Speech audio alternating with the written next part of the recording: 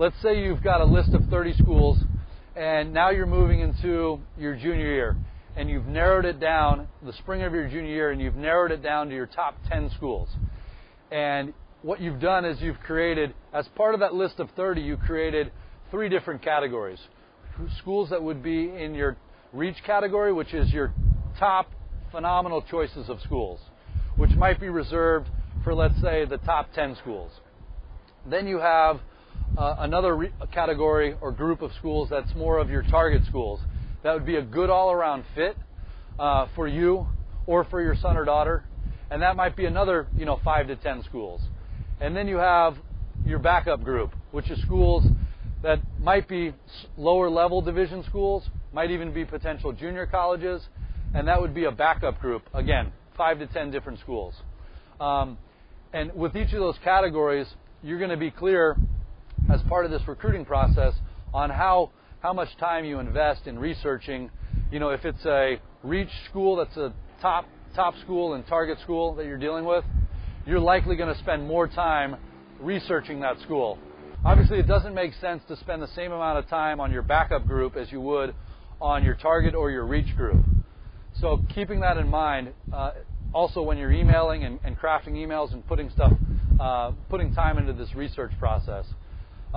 Regarding when you're narrowing it down to your top 10 schools, and when you get to your top 10 schools, let's say right before, ideally, your junior year, your junior summer, your summer after your junior year, you're going to want to pinpoint a few college camps. If you financially have the capabilities, you're going to want to pinpoint a few college camps during that summer or during the fall after your junior year. You're going to actually go to these college camps, get on campus, meet the coaches, and perform in front of them live and in person. Sometimes with these top schools, maybe they haven't seen you play in person. They've only seen a video. They've only seen your profile.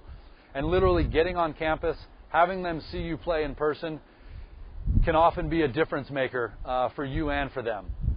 So we recommend picking anywhere between 1 to 2 to 4 to 5 different camps to visit. And ideally line up your camps in a row. So let's say you're on the West Coast and you're taking an East Coast trip, to visit, 3 different schools.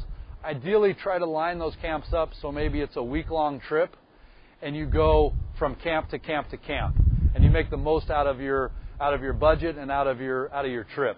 Vice versa, if you're on your East Coast and you're looking at, at coming to schools on the West Coast, same thing. Make the most out of your calendar and really organize it on your calendar when the camps are. Put them on the calendar and figure out how you can knock out, a handful of or a couple different camps in 1 week. The other thing to keep in mind is that if a college is having a 2-day camp, literally a lot of colleges will allow you to just come for 1 day, work out for that 1 day, and then the second day go to another college's camp and not charge you for the full camp rate. This is a key piece of advice to keep in mind, parents. Let's say you're doing a 3 or 4 day back east trip. You want your son to get to 3 different college camps that are all in a 3 to 4 day period. You might be able to, for a total investment of, $500, literally go spend 1 day at each college's camp and knock it out like that. It's been done before. One of our clients was able to do this with football, and he's playing college football right now, and it worked out really well. He was able to get on campus, see the school, meet the coaches, perform for them. They got to do an insight or on-site evaluation, in-person meet and greet the coach, and he got a great feel for that program. We highly recommend this approach.